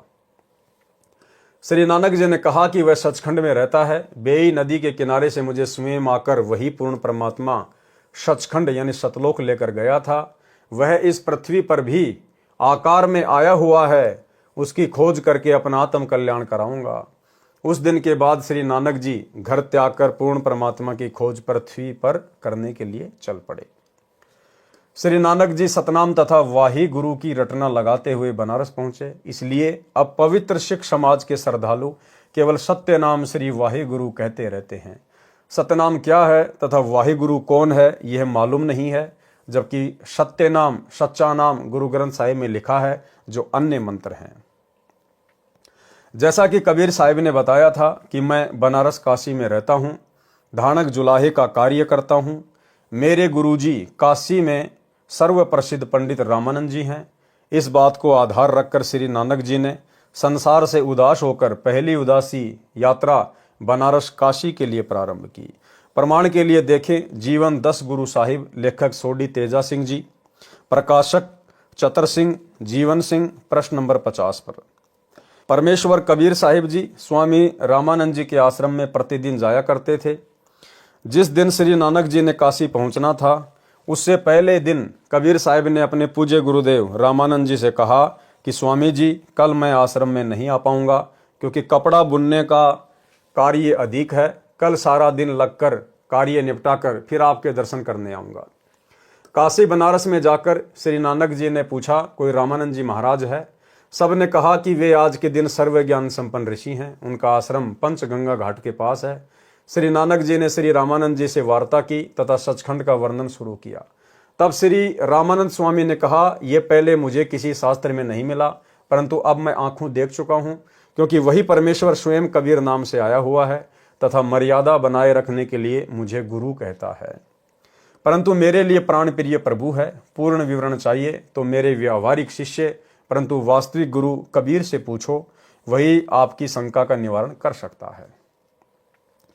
श्री नानक जी ने पूछा कि कहाँ है परमेश्वर स्वरूप कबीर साहिब जी, मुझे शीघ्र मिलवा दो। तब श्री रामानंद जी ने एक सेवक को श्री नानक जी के साथ कबीर साहिब जी की झोपड़ी पर भेजा। उस सेवक से भी सचखंड के विषय में वार्ता करते हुए श्री नानक जी चले तो उस कबीर साहिब के सेवक ने भी सचखंड व सृष्टि रचना जो परमेश्वर कबीर साहिब जी से सुन रखी थी सुनाई। तब श्री नानक जी ने आश्चर्य किया कि मेरे से तो कबीर साहिब के चाकर अर्थात सेवक भी अधिक ज्ञान रखते हैं। इसलिए गुरु ग्रंथ साहिब पर 721 पर अपनी अमृतवाणी महिला में श्री नानक जी ने कहा है कि हक्का कबीर करीम तू बेऐब परवरदिगार, नानक बुगोयद जुनो तूरा तेरे चाकरा पखाक। जिसका भावार्थ है कि हे कबीर परमेश्वर जी, मैं नानक कह रहा हूं कि मेरा उद्धार हो गया, मैं तो आपके सेवकों के चरणों की धूल तुल्य हूं। गुरु ग्रंथ साहिब के पृष्ठ 731 पर कहा है कि नीच जाति परदेसी मेरा, खिन आवे तिल जावे, जाकी संगत नानक रहंदा क्यों कर मोंडा पावे। जब नानक जी ने देखा ये धानक जुलाहा वही परमेश्वर है जिसके दर्शन सतलोक सचखंड में किए तथा बेई नदी पर हुए थे, वहां ये जिंदा महात्मा के वेश में थे, यहां धानक जुलाहे के वेश में है। ये स्थान अनुसार अपना वेश बदल लेते हैं, परंतु चेहरा तो वही है, चेहरा तो आज भी वही है। भेष ये परमात्मा देश काल और परिस्थिति के अनुसार बदल लेता है, लेकिन चेहरा वही है, सतलोक ये चेहरा। वही मोहिनी सूरत जो सचखंड में भी विराजमान था, वही करतार आज धानक रूप में बैठा है। श्री नानक जी की खुशी का ठिकाना नहीं रहा, आंखों में आंसू भर गए। तब श्री नानक जी अपने सच्चे स्वामी अकाल मूर्ति को पाकर चरणों में गिरकर सत्य नाम सच्चा नाम प्राप्त किया। तब शांति पाई तथा अपने प्रभु की महिमा देश विदेश में गाई। पहले श्री नानक देव जी एक ओमकार यानी ओम मंत्र का जाप करते थे तथा उसी को सत मानकर कहा करते थे, एक ओमकार। उन्हें बेई नदी पर कबीर साहिब ने दर्शन देकर सतलोक सचखंड दिखाया तथा अपने सत्य पुरुष रूप को दिखाया। तब सतनाम का जाप दिया तथा नानक जी का काल लोक से मुक्ति हुई। नानक जी ने कहा है कि इसी का प्रमाण गुरु ग्रंथ साहिब के राग सीरी महिला 1 प्रश्न नंबर 24 पर शब्द नंबर 29। एक सुवान दुई सुवानी नाल, बलके भोके सदा बियाल, कुड़ छुरा मुठा मुर्दहार, धानक रूप रहा करतार। मैं पति की पंदी न करनी की कार, ऊं बिगड़े रूप रहे विकराल। तेरा एक नाम तारे संसार में, एहो आस एहो आधार। मुख निंदा आखा दिन रात, पर गर जो ही नीच मनाती। काम क्रोध तन वसै चंडाल, धानक रूप रहा करतार। भाई सुरत मलोकी वेश, ठगवाड़ा ठगी देश। खरा सियाणा बहुता बहार, धानक रूप रहा करतार। मैं किता न जाता हराम खोर, उहू किया मुँह देसा दुष्ट चोर। नानक नीच कहे विचार, धानक रूप रहा करतार। दूसरा प्रमाण नीचे प्रमाण है जिसमें कबीर परमेश्वर का नाम स्पष्ट लिखा है। श्री गुरु ग्रंथ साहिब प्रश्न नंबर 721 राग तिलंग महला पहला में है। और अधिक प्रमाण के लिए प्रस्तुत है राग तिलंग महला first Punjabi Guru Granth Sahib page number 721। यक अर्ज गुप्तम पेश तो दर गोश कौन करतार, हक्का कबीर करीम तू बे ए परवरदिगार। दुनिया मुकामे फानी तहकीक दिलदानी, ममसर मोई अजराइल गिरफ्त दिल हेच नदानी। जन पीसर पदर बिरादरा कस नेस्त दस्तगीर, आखिर बैफ्तम कस नदारद चूं शब्द तकबीर। शबरोज गस्तम दर हवा करदेम बदी ख्याल, गाहे न नेकी कार करदम मम ई चीनी अहवाल। बदबख्त हम चू बखील गाफिल बेनजर बेकाब, नानक बोगोयद तनु जूरा तेरे चाकरा पाखाग। सरलार्थ आगे परमेश्वर ने इनका विस्तार से किया है। सरलार्थ यहां पर केवल हिंदी अनुवाद। हे शब्द स्वरूपी राम अर्थात शब्द से सर्व सृष्टि रचनहार दयाल सत्य कबीर, आप निर्विकार परमात्मा हैं। आपके समक्ष एक हृदय से विनती है कि ये पूरी तरह जान लिया है हे महबूब, ये संसार रूपी ठिकाना नासवान है। हे दाता, इस जीव के मरने पर अजराइल नामक यमदूत बेरहमी से पकड़कर ले जाता है। कोई साथी जन जैसे बेटा पिता भाईचारा साथ नहीं देता। अंत समय में कोई भाईचारा, कोई बेटा बेटी, कोई माता पिता, कोई साथ नहीं देगा, कोई सहारा नहीं देगा। इसलिए भाई और बहनों, आप और हमने केवल अपना एक ही साथी बनाना है और है भी एक ही, केवल गुरुदेव भगवान। हमने सतलोक आश्रम मैनेजमेंट हरियाणा वालों की तरह ना तो जाट आरक्षणों में बैठकर जाटों को अपना साथी बनाना है, ना फालतू का भाईचारा बढ़ाना है। आनंदपाल जैसे गुंडों की सीबीआई जांच का समर्थन करके 5 लाख रुपए उसकी सीबीआई जांच के लिए चंदे के रूप में देकर ना हमने राजपूत करणी सेना के साथ में उठना बैठना, ना भाईचारा बनाना है। ना हमने सतलोक आश्रम मैनेजमेंट हरियाणा की तरह गोहाना की जाट धर्मशाला में 5वां फ्लोर जो तकरीबन 1 करोड़ के आसपास बनेगा, ना हमने ये फालतू का भाईचारा निभाकर हमने अपने पैरों पर कुल्हाड़ी मारनी है। अंत में ये समाज, ये कुल किसी काम नहीं आएगा, कोई ढाल नहीं अड़ाएगा, केवल मर्यादा तोड़वाएगा। इसलिए हमने केवल एकमात्र भाईचारा, एकमात्र हमारा जो साथी है, केवल अपने गुरुदेव भगवान को ही बनाकर चलना है। हे दाता, इस जीव के मरने पर अजराइल नामक यमदूत बेरहमी से पकड़कर ले जाता है। कोई साथी जन जैसे बेटा पिता भाईचारा साथ नहीं देता। अंत में सभी उपाय और फर्ज कोई क्रिया काम नहीं आता। प्रतिदिन गश्त की तरह न रुकने वाली चलती हुई वायु की तरह बुरे विचार करते रहते हैं। शुभ कर्म करने का मुझे कोई जरिया या साधन नहीं मिला। ऐसे बुरे समय कलयुग में हमारे जैसे नादान लापरवाह शतमार्ग का ज्ञान न होने से ज्ञान नेत्रहीन था तथा लोकवेद के आधार से अनाप शनाप ज्ञान कहता रहता था। नानक जी कहते हैं कि मैं आपके सेवकों के चरणों की धूल डूबता हुआ बंदा नानक पार हो गया।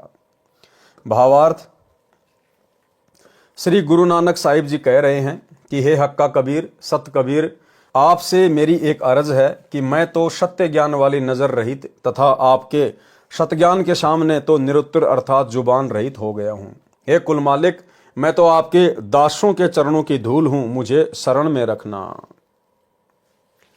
इसके पश्चात जब श्री नानक जी को पूर्ण विश्वास हो गया कि पूर्ण परमात्मा तो गीता ज्ञानदाता प्रभु से अन्य ही है, वही पूजा के योग्य है, पूर्ण परमात्मा की भक्ति तथा ज्ञान के विषय में गीता ज्ञानदाता प्रभु भी अनभिज्ञ है। परमेश्वर स्वयं ही तत्वदर्शी संत रूप से प्रकट होकर तत्व ज्ञान को जन जन को सुनाता है। क्या कह रहे हैं? परमेश्वर, कौन परमेश्वर? कबीर जी। परमेश्वर स्वयं ही यानी खुद ही तत्वदर्शी संत रूप से प्रकट होकर तत्व ज्ञान को जन जन को सुनाते हैं। आज तत्वदर्शी संत के रूप में प्रकट होकर जन जन को ये ज्ञान फिर कौन सुना रहे हैं? वही कबीर परमात्मा, यानी हमारे गुरुदेव स्वयं कबीर परमेश्वर हैं। परमेश्वर स्वयं ही तत्वदर्शी संत रूप से प्रकट होकर तत्व ज्ञान को जन जन को सुनाता है। जिस ज्ञान को वेद भी नहीं जानते, वह तत्व ज्ञान केवल पूर्ण परमेश्वर सत्य पुरुष ही स्वयं आकर ज्ञान करवाता है। श्री नानक जी का जन्म पवित्र हिंदू धर्म में होने के कारण पवित्र गीता जी के ज्ञान पर पूर्ण रूपेण आश्रित थे। फिर स्वयं प्रत्येक हिंदू श्रद्धालु तथा ब्राह्मण गुरुओं आचार्यों से गीता जी के 7 श्लोकों के विषय में पूछते थे। सर्व गुरुजन निरुत्तर हो जाते थे, परंतु श्री नानक जी के विरोधी हो जाते थे। उस समय शिक्षा का भाव था। उन झूठे गुरुओं की दाल गलती रही। गुरुजन जनता को ये कहकर श्री नानक जी के विरुद्ध भड़काते थे कि श्री नानक झूठ कह रहा है। गीता में ऐसा कहीं नहीं लिखा है कि श्री कृष्ण जी के ऊपर कोई शक्ति है। कबीर प्रभु से तत्व ज्ञान से परिचित होकर श्री नानक जी पवित्र मुसलमान धर्म के श्रद्धालुओं तथा काजी व मुल्लाओं तथा पीरों गुरुओं से पूछा करते थे कि पवित्र कुरान शरीफ की सूरत फुरकानी संख्या 25 आयत नंबर 19, 21, 52 से 58, 59 में कुरान शरीफ बोलने वाला प्रभु अल्लाह कह रहा है कि सर्व ब्रह्मांडों का रचनहार, सर्व पाप गुनाहों का नाश क्षमा करने वाला, जिसने 6 दिन में सृष्टि रचना की तथा 7वें दिन तख्त पर जा विराजा, जो सर्व के पूजा इबाद ही कबीरा पूजा के योग्य है, वह कबीर परमेश्वर है। काफिर लोग अल्लाह कबीर कबीर प्रभु को समर्थ नहीं मानते। आप उनकी बातों में मत आना। मेरे द्वारा दिए इस कुरान शरीफ के ज्ञान पर विश्वास रखकर उनके साथ ज्ञान चर्चा रूपी संघर्ष करना। उस अल्लाहु अकबीर अर्थात अल्लाहु अकबर कबीर प्रभु की भक्ति तथा प्राप्ति के विषय में मैं कुरान शरीफ ज्ञान का ज्ञानदाता प्रभु नहीं जानता। उसके विषय में किसी तत्वदर्शी संत बाखबर से पूछो। पवित्र मुसलमान धर्म के मार्गदर्शकों से पूछा कि यह स्पष्ट है कि श्री कुरान शरीफ के ज्ञानदाता प्रभु, जिसे हजरत मोहम्मद जी अपना अल्लाह मानते थे, के अतिरिक्त कोई और समर्थ परमेश्वर है जिसने सारे संसार की रचना की है, वही पूजा के योग्य है। कुरान शरीफ का ज्ञानदाता प्रभु अपनी साधना के विषय में तो बता चुका है कि 5 समय नमाज करो, रोजे रखो, बंग दो। फिर वही प्रभु किसी अन्य समर्थ प्रभु की पूजा के लिए कह रहा है।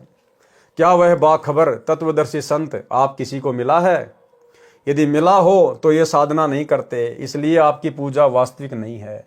क्योंकि पूजा के योग्य पूर्ण मोक्षदायक पाप विनाशक तो केवल कबीर नामक प्रभु है। आप प्रभु को निराकार कहते हो। कुरान शरीफ में सूरत फुरकानी संख्या 25 आयत नंबर 58 से 59 में स्पष्ट किया है कि कबीर अल्लाह कबीर प्रभु ने 6 दिन में सृष्टि रची तथा ऊपर तख्त पर जा बैठा। इससे तो स्पष्ट हुआ कि कबीर नामक अल्लाह साकार है, क्योंकि निराकार के विषय में एक स्थान पर बैठना नहीं कहा जाता। इसी की पुष्टि पवित्र बाइबल उत्पत्ति विषय में कहा है कि प्रभु ने 6 दिन में सृष्टि की रचना की तथा 7वें दिन विश्राम किया, अर्थात आकाश में जा बैठा तथा प्रभु ने मनुष्य को अपने स्वरूप के अनुसार उत्पन्न किया। इससे भी स्वयं सिद्ध है कि परमात्मा का शरीर भी मनुष्य जैसा है, अर्थात प्रभु साकार है। आपकी कुरान शरीफ सही है, परंतु आप न समझकर अपना तथा अपने अनुयायियों का जीवन व्यर्थ कर रहे हो। आओ आपको अल्लाह कबीर सशरीर दिखाता हूँ। बहुत से श्रद्धालु श्री नानक जी के साथ पूज्य कबीर परमेश्वर की झोपड़ी के पास गए। श्री नानक जी ने कहा कि यही है वह अल्लाहु अकबर, मान जाओ मेरी बात। परंतु भ्रमित ज्ञान में रंगे श्रद्धालुओं को विश्वास नहीं हुआ। भाई और बहनों, 650 साल पहले का वो समय, ना कोई शास्त्र था, ना कोई पढ़े लिखे लोग थे। भला एक काशी में आए हुए जुलाहा का कार्य करने वाले कबीर जी को कैसे अल्लाह मान लेते? सोचिए, वर्तमान में तो सब कुछ है, विज्ञान है, टेक्नोलॉजी है, तत्व ज्ञान दे दिया परमात्मा ने, हर प्रकार के धर्म ग्रंथों का सभी भाषाओं में अनुवाद करवा दिया, सोशल मीडिया, टीवी, इंटरनेट, सौ प्रमाण, सौ सुख दे रहे हैं गुरुदेव भगवान। और हम सत्सेवक भाई बहन दिन रात चिल्ला रहे हैं, दुनिया को समझा रहे हैं कि ये दुनिया जिस कल की भगवान को सोशल मीडिया पर ढूंढ रही है, यूट्यूब पर ढूंढ रही है, भविष्य वक्ता कह चुके हैं वो कल की आ चुका है, प्रकट हो चुका है, अपना कार्य गुप्त रूप में कर रहा है। समय आने पर बहुत जल्दी वो सबके सामने प्रकट होगा, पूरे विश्व पर राज करेगा। इस कलयुग में सतयुग जैसा माहौल हो जाएगा। और हम दिन रात चिल्ला रहे हैं कि वो कल की भगवान स्वयं सतगुरु रामपाल जी हैं। सत्संग तो सुनो। वो दुनिया वाले भला कैसे मानेंगे? 650 साल पहले भला वो लोग कैसे मान जाते जब वर्तमान में इतना सब कुछ होने के बाद और उस कल की भगवान की शरण में आने के बाद सतलोक आश्रमों से जुड़े हुए 90% भगत भाई बहन भी अपने गुरु को कबीर नहीं मान रहे। तो भाई और बहनों, 650 साल पहले भला वो मुसलमान भाई नानक जी के साथ जाकर और कबीर जी को एक टूटी फूटी झोपड़ी में फटे पुराने कपड़े पहनकर जुलाहे का काम करता हुआ देखकर भला उसको अल्लाह कैसे मान लेते, जब आज सब कुछ क्लियर करने के बाद हमारे खुद के भगत भाई बहन जो सतलोक आश्रमों से जुड़े हुए हैं वे खुद अपने गुरु को कबीर नहीं मान रहे, अल्लाह नहीं मान रहे, अपने गुरु के रहते सहते और एक कागज के टुकड़े को अल्लाह मान रहे हैं, कबीर मान रहे हैं। और जून के महीने में उसका कबीर प्रकट दिवस मनाते हैं, उस कागज की नकली मुर्दा फोटो का। तो बताओ 650 साल पहले भला गुरु रूप में आए हुए कबीर जी को कौन परमात्मा मान लेता। परंतु भ्रमित ज्ञान में रंगे श्रद्धालुओं को विश्वास नहीं हुआ।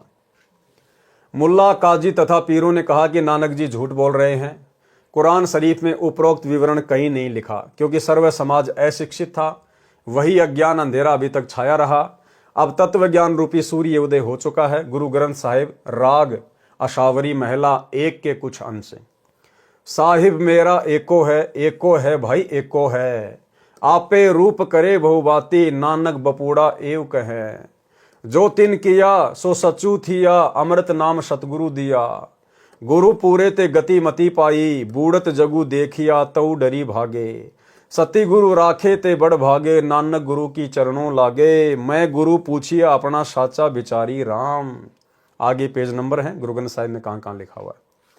उपरोक्त अमृतवाणी में श्री नानक साहिब जी स्वयं स्वीकार कर रहे हैं कि साहिब एक ही है तथा मेरे गुरुजी ने मुझे उपदेश नाम मंत्र दिया, वही नाना रूप धारण कर लेता है, अर्थात वही सत्य पुरुष है, वही जिंदा रूप बना लेता है, वही दानक रूप में भी विराजमान होकर आम व्यक्ति अर्थात भगत की भूमिका करता है। ठीक इसी प्रकार ये सारा रोल वर्तमान में वही कबीर परमात्मा सतगुरु रामपाल जी के रूप में कर रहे हैं कि साहिब से सतगुरु भय, सतगुरु से भय साध, ये तीनों अंग एक हैं, गति कुछ अगम अगाध।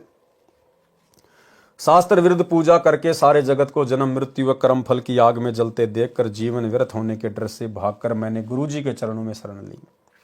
बलिहारी गुरु आपने दियो हाड़ी सदवार, जिन मानस ते देवते किए करत न लागी वार, आपी ने आप सजियो आपी ने रचियो नाऊ, दुई कुदरती साचिए करी आसणु डिठो चाऊं, दाता करता आपे तू तुसी देवही करही पशाऊं, तू जनोई सबसे दे लैस ही जिंद कवाऊं, करी आसणु डिठो चाऊं। अब ये पंजाबी भाषा है, अरबी का भी इसमें मिक्स है, तो आप और हम तो नहीं समझ सकते इसको, लेकिन परमात्मा ने सरलार्थ किया हुआ है।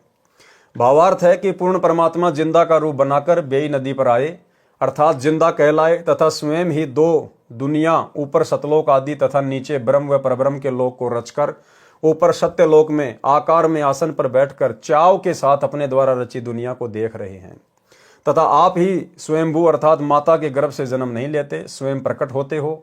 यही प्रमाण पवित्र यजुर्वेद अध्याय 40 मंत्र 8 में है कि कबीर मनीषी स्वयंभू परिभू व्यवधाता। भावार्थ है कि कबीर परमात्मा सर्वज्ञ है, मनीषी का अर्थ है सर्वज्ञ होता है तथा अपने आप प्रकट होता है। वह सनातन परिभू अर्थात सर्वप्रथम वाला प्रभु है, वह सर्व ब्रह्मांडों का व्यवधाता अर्थात भिन्न भिन्न सर्व लोकों का रचनहार है। एहूं जीऊं बहुते जन्म भरमिया, ता सतगुरु शब्द सुनाइया।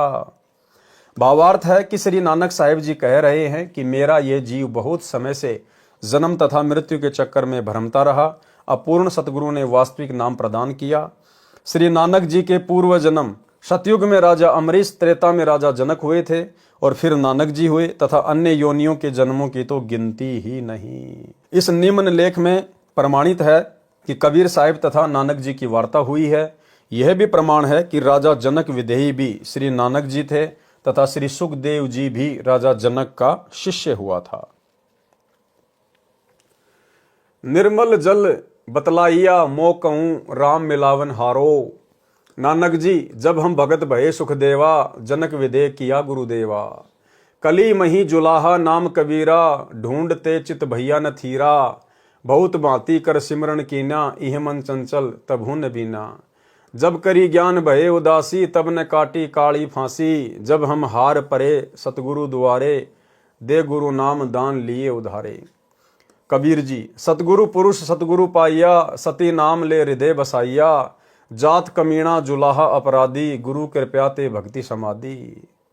मुक्ति भैया गुरु सतगुरु बचनी, गैया सु सहसा पीरा। जुग नानक सतगुरु जपियों, कीट मुरिद कबीरा। सुनी उपदेश संपूर्ण सतगुरु का, मन मई भया आनंद। मुक्ति का दाता बाबा नानक रिंचक रामानंद। ऊपर लिखी वाणी प्राण संगली नामक पुस्तक से लिखी है।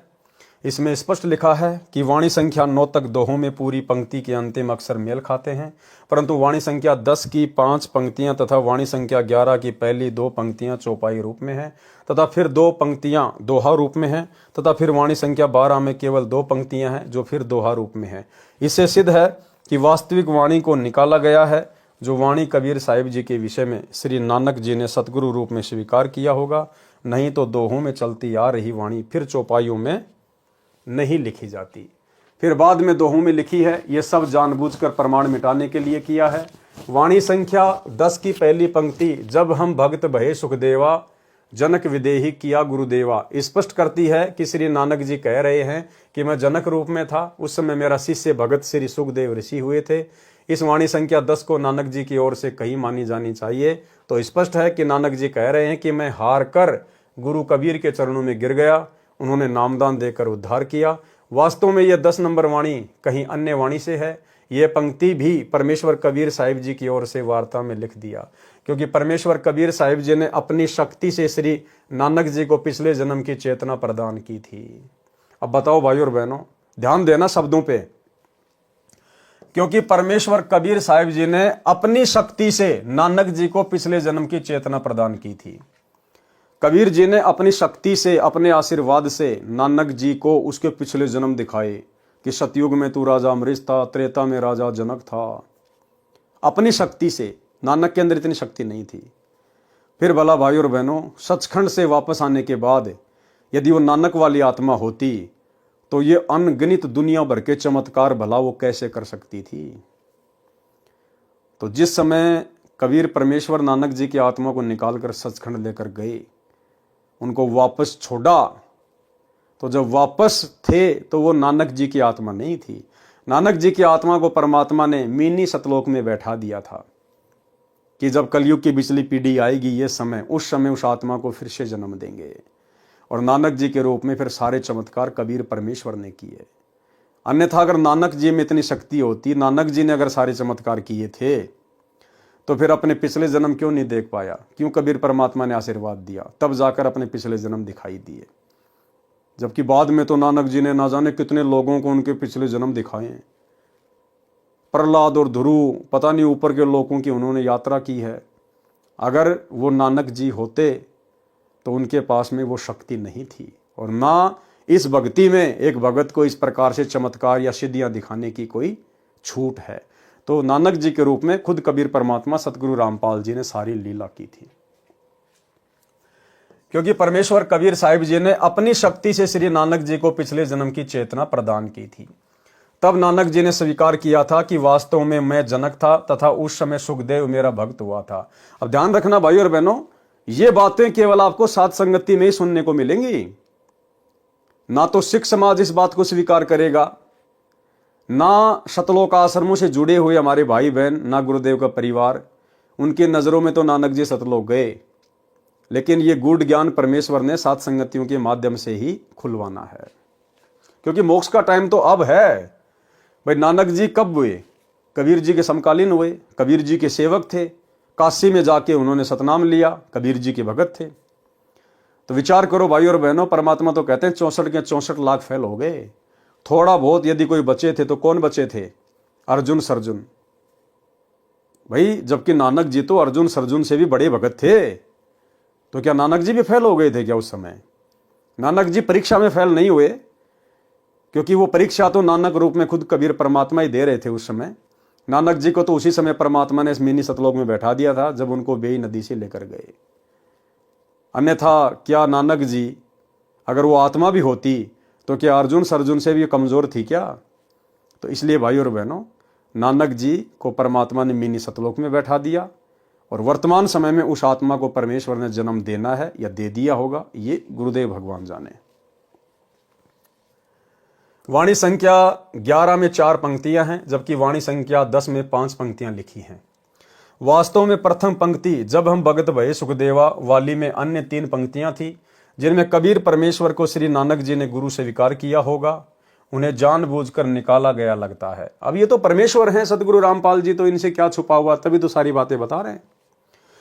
वाणी संख्या 1 व 2 में 6 पंक्तियां हैं। वाणी संख्या 3 व 4 में 4 पंक्तियां हैं। वाणी संख्या 5 व 6 में 3 पंक्तियां हैं। वाणी संख्या 7 में 4 पंक्तियां हैं। वाणी संख्या 8 में 3 पंक्तियां हैं। वाणी संख्या 9 में 2 पंक्तियां हैं। वाणी संख्या 10 में 5 पंक्तियां हैं। वाणी संख्या 11 में 4 पंक्तियां हैं तथा वाणी संख्या 12 में 2 पंक्तियां हैं। यदि ये वाणी पूरी होती तो सर्व वाणियों कलियों में एक जैसी वाणी संख्या होती। श्री नानक जी ने दोनों की वार्ता जो प्रभु कबीर जी से हुई थी लिखी थी, परंतु बाद में प्राण संगली तथा गुरु ग्रंथ साहिब में उन वाणियों को छोड़ दिया गया जो कबीर परमेश्वर जी को श्री गुरु मुख देखे सांच संभाले बिन सांचे जग कांचा, दधे धर्म धरे धर्मा पूरी गुण करी मन धीरा। गुरु ग्रंथ साहिब में एक ही पंक्ति है। ये पंक्ति अधूरी छोड़ रखी है। प्रत्येक पंक्ति में अंतिम अक्षर 2 एक जैसे हैं, जैसे ऊपर लिखी वाणी में ज्योति, फिर दूसरी में मोती, फिर सांचा, दूसरी में कांचा। यहाँ पर धीरा अंतिम अक्षर वाली एक ही पंक्ति है। इसमें साहिब कबीर का नाम प्रत्यक्ष था, जो कि मन वश होकर ग्रंथ की छपाई करते समय निकाल दी गई।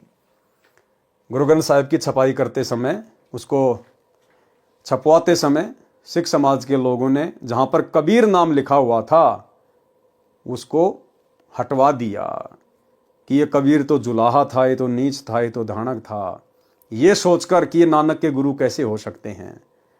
सिख समाज के लोगों ने उस वाणी को हटवा दिया। तो अंतर्यामी परमात्मा बता रहे हैं सारी बात है।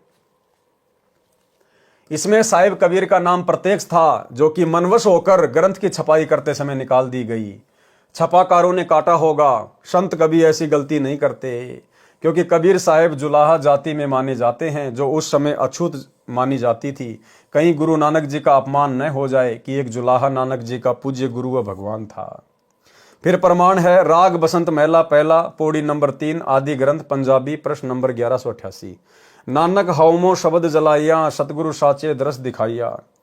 इस वाणी से भी अति स्पष्ट है कि नानक जी कह रहे हैं कि सत्य नाम सत्य शब्द से विकार अभिमान जल गया तथा मुझे सच्चे सतगुरु ने दर्शन दिए, अर्थात मेरे गुरुदेव के दर्शन हुए। स्पष्ट है कि नानक जी को कोई सतगुरु आकार रूप में अवश्य मिला था। वह ऊपर तथा नीचे पूर्ण प्रमाणित है। स्वयं कबीर साहिब पूर्ण परमात्मा अकाल मूर्त स्वयं सचखंड से तथा दूसरे रूप में काशी बनारस से आकर प्रत्यक्ष दर्शन देकर सचखंड सतलोक भ्रमण करवा के सच्चा नाम उपदेश काशी बनारस में प्रदान किया। आदरणीय गरीबदास जी महाराज गांव छुडानी जिला झज्जर हरियाणा को भी परमेश्वर कबीर जिंदा महात्मा के रूप में जंगल में मिले थे। इसी प्रकार सतलोक दिखाकर वापस छोड़ा था। परमेश्वर ने बताया कि मैंने ही नानक जी तथा श्री दादू जी को पार किया था। जब श्री नानक जी ने पूर्ण परमात्मा को सतलोक में भी देखा तथा फिर बनारस काशी में जुलाहे का कार्य करते देखा, तब उमंग में भरकर कहा था वाहे गुरु सतनाम वाहे गुरु वाहे गुरु, तथा इसी उपरोक्त वाक्य का उच्चारण करते हुए काशी से वापस आए, जिनको श्री नानक जी के अनुयायियों ने जाप मंत्र रूप में जाप करना शुरू कर दिया कि यह पवित्र मंत्र श्री नानक जी के मुख कमल से निकला था, परंतु वास्तविकता को न समझ सके। अब उनसे कौन छुटाए इस नाम के जाप को जो सही नहीं है, क्योंकि वास्तविक मंत्र को बोलकर नहीं सुनाया जाता। उसका सांकेतिक मंत्र सत्य नाम है तथा वाहे गुरु कबीर परमेश्वर को कहा है। इसी का प्रमाण संत गरीबदास साहिब ने अपने सदग्रंथ साहिब में फुटकर साखी का अंग प्रश्न नंबर 386 पर दिया है। गरीब झांकी देख कबीर की नानक की ती, वाह वाह सिखों के गल पड़ी कौन छुटावता। गरीब हम सुल्तानी नानक तारे दादू को उपदेश दिया, जाति जुलाहा भेद न पाया काशी माहे कबीर हुआ। प्रमाण के लिए जीवन 10 गुरु साहिबान पेज नंबर 42 से 44 तक। लेखक सोडी तेजा सिंह जी, प्रकाशक चतर सिंह जीवन सिंह। बेई नदी में प्रवेश। तो भाई और बहनों, आज के वीडियो में हम केवल इतना ही लेंगे, क्योंकि नानक जी का जो संक्षिप्त जीवन परिचय है वो परमेश्वर जी ने हमें कई बार सुना रखा है और नानक जी ने कोई ज़्यादा बहसबाजी वगैरह अपने परमेश्वर के साथ में नहीं की थी। सीधे सीधे तौर पर वे परमेश्वर के ज्ञान को मान चुके थे, अपनी भक्ति में लग गए थे, उनके प्रचार प्रसार में लग चुके थे। वैसे तो बहुत लंबा चौड़ा उनका जीवन रहा, बहुत उन्होंने चमत्कार किए, जिसके ऊपर अगर 1000 पृष्ठ की पुस्तक बना दी जाए तो भी थोड़ी है। सिख भाइयों के पास तो ऑलरेडी भाई बाल्य वाली जन्म साखी ये सब उपलब्ध है, लेकिन उन सब बातों से हमारे को कोई विशेष मतलब नहीं है। तो गुरुदेव भगवान ने संक्षिप्त रूप में श्री नानक जी का जीवन परिचय यहाँ पर अपने कर कमल से कबीर सागर के सरलार्थ में लिखा है। इसके ऊपर एक वीडियो और बनेगा जो कि कल रात्रि 8 बजे का वीडियो होगा, वो भी इसी प्रकार से नानक जी के जीवन के ऊपर ही होगा। उसके बाद फिर जो अगला वीडियो होगा वो हम भगत भाई बहनों के विशेष मतलब का होगा, और बहुत सारी बातें आगे के तीसरे नंबर के वीडियो में आप और हमें जानने और सुनने को मिलेगी। तो आज के वीडियो में केवल इतना ही। गुरुदेव भगवान हम सबको आज्ञा दें, इजाज़त दें, आशीर्वाद दें। बंदी छोड़ सतगुरु रामपाल जी भगवान की जय हो।